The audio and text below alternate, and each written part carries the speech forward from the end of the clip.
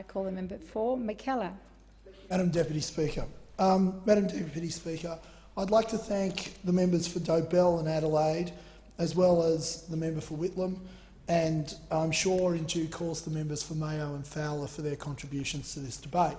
I'd also like to thank the member for Goldstein as well for his contribution, once again demonstrating, as you have often said, Madam Deputy Speaker, demonstrating his superior knowledge of economics and finance. I didn't always agree with you, but you have managed to talk me around. Madam Deputy Speaker, the fact of the matter is that this bill is a pretty simple one. At the heart of it is about preserving the retirement benefits of ordinary Australians and hard-working Australian families. The current system requires the provision of default insurance for my super members. Default insurance can result in members paying for cover that they are not aware of, that goes beyond their needs or which they cannot claim on. In other words, it's not of any value to them, but they don't know that they have it. Insurance premiums can reduce low-income earners, who I might add to the member for Dobell are disproportionately women. I mean, her argument that this bill is somehow about ending compulsory superannuation I found, to say the least, amusing, but also highly offensive.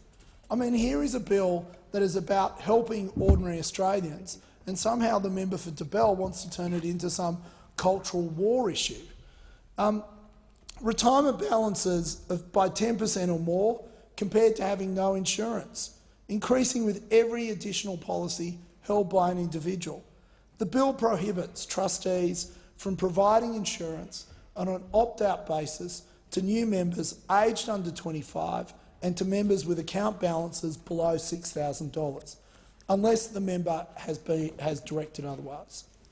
The changes in this package aim to better target default insurance and minimise balance erosion due to insurance premiums, particularly to individuals who have duplicate insurance cover through multiple accounts. Importantly, these changes will not prevent anyone who wants insurance within superannuation from being able to obtain it. Low balances and young members will still be able to opt in to insurance through superannuation. Based on 2015-2016 data, this bill, as well as the changes implemented through the Treasury Laws Amendments Protecting Your Superannuation Package Act 2019, will mean around 5 million individuals will have the opportunity to save around an estimated $3 billion. $3 billion, Mr Deputy Speaker, in insurance premiums in the first 12 months of the changes, by allowing them to choose to opt into this cover rather than paying for it by default. And by default we mean they didn't even know they were paying for it. Funds will be required to notify individuals who will be affected by the changes. Mr Deputy Speaker, I just cannot understand why Labor would be opposed to something that benefits low-income workers and women, but they are. And indeed, Super Consumers Australia, in a submission to the government says, Super Consumers Australia supports the PMIF bill in its current form. I mean, you've got to ask yourself, who exactly are the Labor Party trying to protect? Who exactly are they standing up for? Because we know it's not for low-income workers. We know it's not for workers, full stop. We know it's not for women.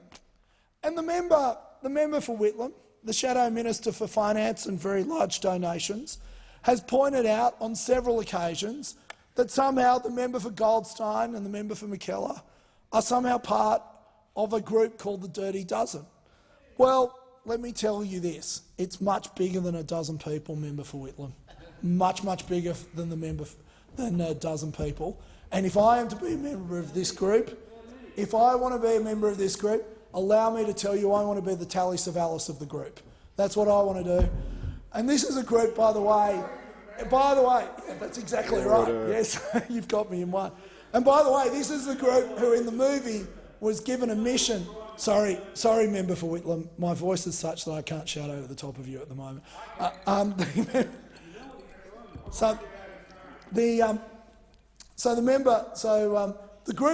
The mission of the Dirty Dozen was, of course, to secure a French chateau, to release the prisoners within, and it was called Project Amnesty.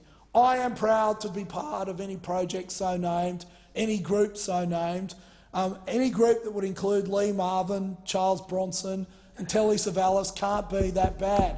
But I tell you this, Mr Deputy Speaker, the member for Whitlam is starting to look like the Lone Ranger. The Lone Ranger without a horse and without a sidekick. It's very, very sad. It's very, very sad. In any case, what Labor's amendments to this bill are seeking to do is, number one, the timing of this bill is not a surprise to the industry. I was part of the Parliamentary Joint Committee on Corporations and Financial Services that looked into group insurance inside superannuation fees in the last Parliament. There were a number of conclusions from that inquiry. The first is that group insurance, for the vast majority of people, has been a good thing. Secondly, that it has not been a good thing for a whole bunch of people, in particularly low-income earners, in particularly people who have lost their jobs, but also that it has not been particularly responsive. For example, there was one person who went and saw their financial advisor. The financial advisor presented evidence to the effect that he realised that when he tried to get him life insurance, that he already had life insurance through his superannuation fund. When he went to the superannuation fund to find out what was going on with the life insurance coverage that he had, he found out that there was no product disclosure statement, there was no one to talk to, they'd just been collecting fees without necessarily being able to respond to the person who they were covering in their fees.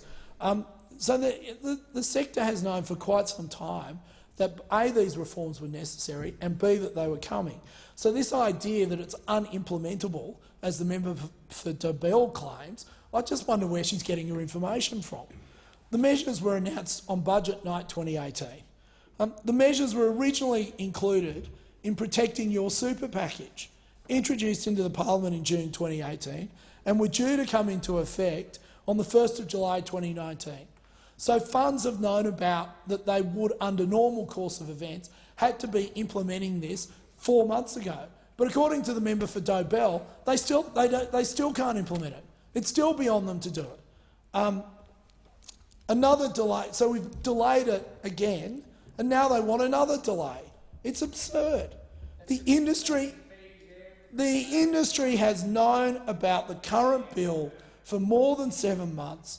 On these measures for 16 months, industry managed to implement opt-in insurance in 7 months when My Super was introduced in 2012.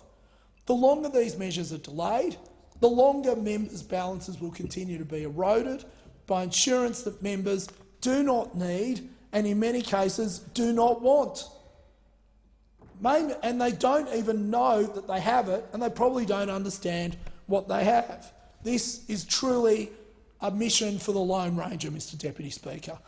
Labor's amendments lack any objective rigour and enables trustees to opt out of the bill on the flimsiest of grounds. It simply asks for evidence of risk, which is an absurdly weak standard. What about low risks? Is that grounds for opting out? All activities carry some risks, but are they high risks?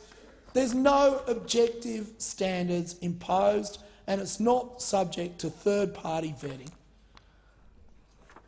Labor's amendment is simply too broad. Conflating occupations and industries is not the right approach. So they want to take out the building industry. Does that mean someone who answers the phone at a building company won't be able to opt out, will still be forced to pay insurance that they don't need, they don't have and they don't want? Well, under Labor's amendment, absolutely that's what they'll get. For example, consider two 20-year-old employees who both obtained part-time positions as accounts receivable clerks. one in a construction firm and the other in a finance firm.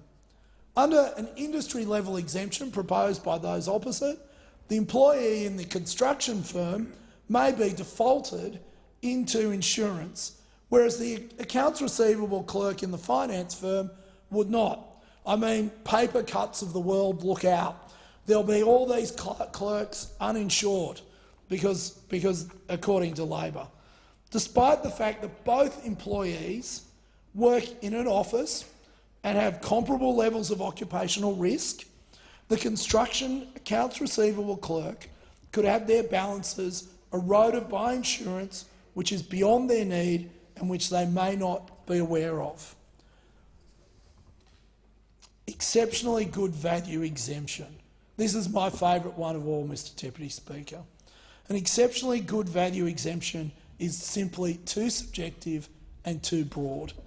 Labor's proposal is dressed up as an attempt to protect high-risk occupations like truck drivers, but trustees could drive a truck through Labor's amendment and keep all the current cosy deals in place, eroding young and low-balance members' super. Is that what they want? Is that really what the modern Labor Party wants? To erode the balances of women and low-income earners, because that's what they're asking this parliament to do. The point is not whether insurance is good value, it's whether it's needed. 96% of workers under 25 do not have dependents. Why would they need automatic insurance? The Productivity Commission report on superannuation stated that for some members, default insurance cover is undeniably good value. However, for other members, the blunt one-size-fits-all approach of group cover means that insurance is poor value and does not meet their needs and preferences, particularly for young members or members with low incomes. The Productivity Commission found that insurance in super can be poor value, meaning that premiums can result in undue erosion of retirement savings. Labor's proposal risks many trustees maintaining the poor outcome status quo and substantially undermine the protections this bill gives to young and low balance account holders. And that's simply the rub of it, Mr Deputy Speaker. On one side of the House, you have a party that wishes to assist those on low incomes, women and people who have lost their jobs. On the other side of the House, you have a party whose actions would only assist the multi-millionaire fund managers who run these superannuation funds.